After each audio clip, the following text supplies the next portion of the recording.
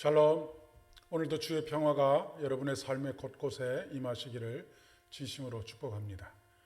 오늘은 누가복음 11장 29절로 32절까지의 말씀을 중심으로 해서 표적이 아닌 말씀에 반응하라 라고 하는 제목으로 함께 은혜를 나누고자 합니다. 오늘 우리에게 주시는 하나님의 말씀은 누가복음 11장 29절로 32절의 말씀입니다. 무리가 모였을 때에 예수께서 말씀하시되 이 세대는 악한 세대라. 표적을 구하되 요나의 표적밖에는 보일 표적이 없나니 요나가 니느웨 사람들에게 표적이 됨과 같이 인자도 이 세대에 그러하리라.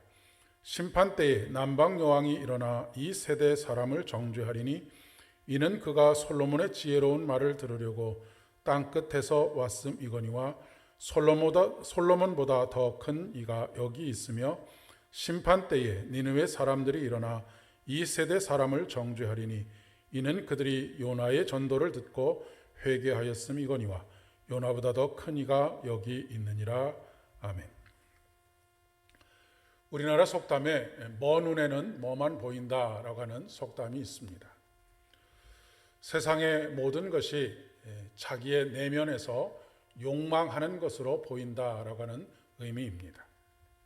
그 얘기는 보고 싶은 것만 본다라고 하는 것과도 맥을 같이 하고 있습니다. 사실 사람이 보는 것은 부분적인 진실입니다. 내 눈으로 직접 봤어라고 말을 하지만 내가 내 눈으로 직접 본 그것이 진실의 전체가 아니라는 말씀입니다.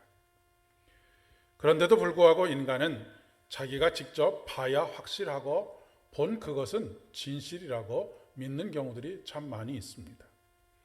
하지만 우리는 모든 것 앞에 겸손해야 한다라고 하는 것을 잊지 말아야 하겠습니다. 신앙에 있어서는 더욱 그러합니다. 보이지 않는 하나님에 대해서 이야기하는 것에 있어서 더욱 겸손해져야 합니다. 우리가 하나님께 대하여 알 수 있는 것은 하나님께서 우리에게 당신을 보여주시는 것만큼만 알 수 있습니다. 뿐만 아니라 인간이 하나님에 대해서 보고 경험하는 모든 것들은 그 모든 것들의 총합이 곧 하나님은 아닙니다.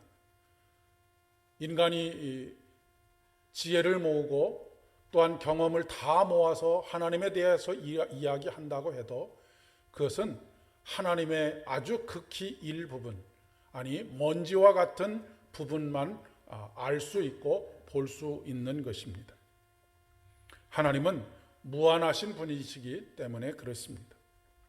수많은 사람들이 하나님이신 예수 그리스도에게 당신이 구원자임을 증명해 보이시오 라고 하면서 표적을 구하고 있습니다. 그러면 그동안 예수님께서 그들에게 보여주신 표적은 도대체 무엇이라는 말입니까? 예수님께서 이 땅에서 베푸신 수많은 기적들은 기적 그 자체가 목적이 아닙니다. 그 기적들을 통해서 예수님께서 하나님 되심을 선포하는 것이고 보여주는 것입니다.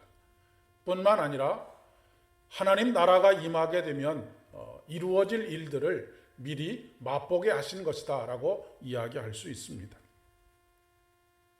그러나 무리들은 또 다른 표적을 원하고 있습니다. 그것은 그들이 원하는 표적입니다.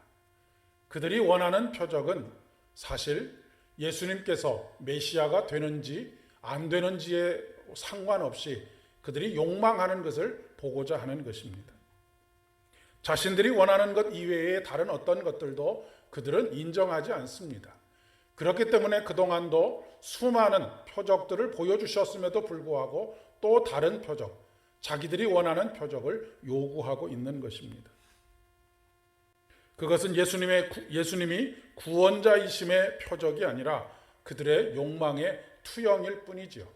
그렇기 때문에 오늘 말씀에서 예수님께서는 이 세대가 악하다라고 그렇게 판단하고 계시는 것입니다. 예수님께서는 그들에게 보일 표적은 요나의 표적, 즉 물고기 뱃속에서 3일 동안 계시다가 살아난 사건밖에 없다라고 말씀하고 있습니다. 그 사건이 말하고자 하는 것은 예수님께서 무덤에 사흘 동안 머무르셨다가 다시 부활하시는 이 사건을 의미하는 것입니다. 니느웨 사람들은 이 사건과 그가 억지로 전하는 하나님의 심판의 말씀을 듣고 반응했습니다. 회개했고 그리고 그 회개로 말미암아서 그들은 구원을 얻게 되었습니다. 하나님의 용서와 하나님의 구원을 경험하게 된 것입니다. 그런데 이 세대는 그렇지 않다는 것입니다. 요나보다 더 큰 이이신 예수님께서 전하시는 하나님 나라의 복음을 믿지 않고 반응하지 않고 회개하지 않습니다. 그렇기 때문에 심판 때에 니느웨 사람들이 일어나 이 세대 사람을 정죄할 것이다 라고 말씀하고 있는 것입니다.